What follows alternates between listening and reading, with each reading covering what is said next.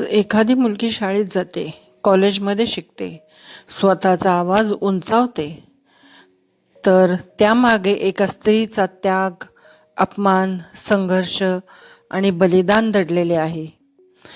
त्या स्त्रीचे नाव आहे सावित्रीबाई ज्योतिराव फुले. ज्या काळात मुलींना शिकवणं पाप मानलं जात होतं, त्या काळात सावित्रीबाईंनी शिक्षणाला क्रांतीचं रूप दिलं.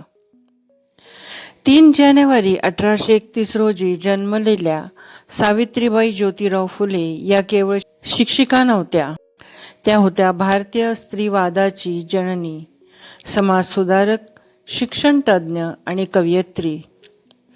भारताच्या इतिहासातील पहिल्या महिला शिक्षिका आणि पहिल्या मुख्याध्यापिका म्हणून त्यांची ओळख आहे.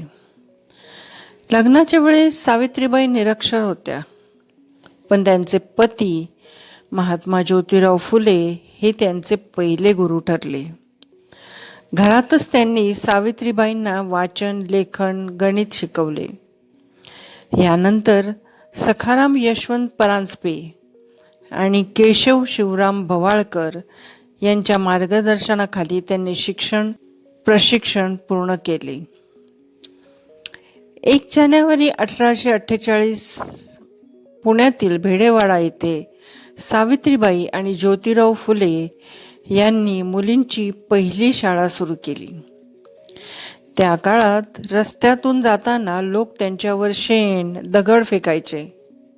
शिवीगाळ, अपमान सहन करावा लागायचा. पण तरीही सावित्रीबाई थांबल्या नाहीत. शिक्षण हेच स्त्रीचं खरं शस्त्र आहे, हे त्यांनी कृतीतून दाखवलं.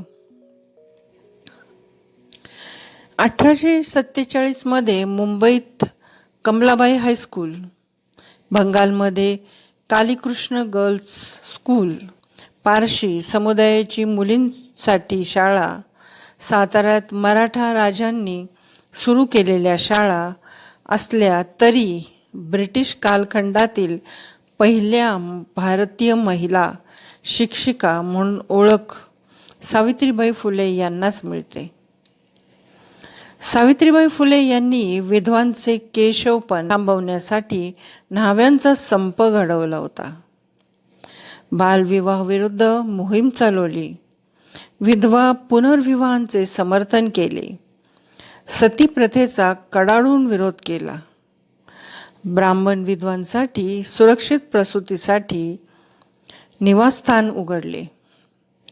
भ्रूण हत्या विरोधी चळवळीत त्या अग्रणी होत्या. महिलांच्या हक्कासाठी त्यांनी स्थापन केले महिला सेवा मंडळ. इथे सर्व स्त्रिया एकाच चटईवर बसायच्या. जात, धर्म, वर्ग कोणताही भेदभाव नाही.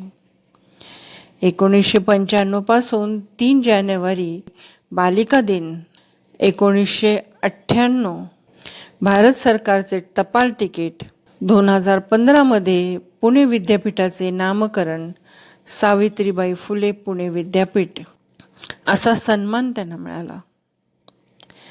1897 मध्ये प्लेग साथ आली.